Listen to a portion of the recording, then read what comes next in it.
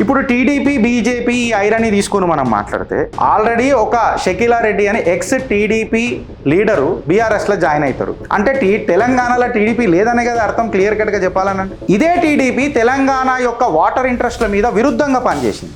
బనకచెర్ల ఇప్పటికీ ఆ గాయం పచ్చిగున్నది. మళ్ళీ అలా బీజేపీ అండ్ కిషన్ రెడ్డి వర్గానికి మెమరీ లాస్ అయిందా అని చెప్పి అలా చిత్రగుప్త అడుగుతున్నది. తెలంగాణ ఇంట్రెస్ట్ల మీద బనకచెర్ల మీద ఒక్క పల్లెత్తు మాటని మాట్లాడలేరు మీరు ఇప్పటిదాకా. ఇలా బనకచెర్ల మర్చిపోయి అవన్నీ మర్చిపోయి కేవలం రాజ్యాధికారం కోసము తెలంగాణ ఇంట్రెస్ట్లను పక్కకు పెట్టి టీడీపీతో చేతులు కలుపుతారా?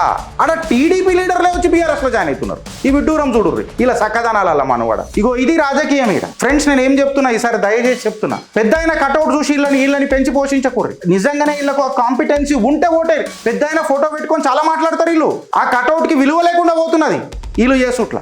క్లియర్ కట్ గా క్యాండిడేట్ల దమ్ము ఉంటేనే మాట్లాడు, లేకపోతే అసలు అరే ఇది ఓట్ చోరీ అవుతుందని చెప్తున్నారు. నవీన్ యాదవ్ డైరెక్ట్ ఓట్ చోరీ అని చెప్పి ఎలక్షన్ కమిషన్ లో కంప్లైంట్ ఇచ్చిండ్రు.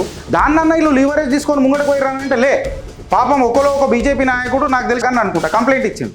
మళ్ళీ దాన్ని ముంగడికన్నా తీసుకుపోయే తత్వం ఉన్నదా వీళ్ళకు అని అంటే కిషన్ అన్నకు ఒకటి అలవాటు అయిపోయింది. ఏంటంటే elections are won by luck. లెగ్ వరకు ఏముండదు, కేవలం లక్ తోని గెలుస్తాం. అంటే అపోజిట్ సైడ్ లా వీక్ క్యాండిడేట్ ని పెట్టి మనం గెలవడమా లేకపోతే క్యాడర్లను కలుపుకోబోతూ గెలవడమా అనేది ఇలా రాజకీయం, అది తేలాలి.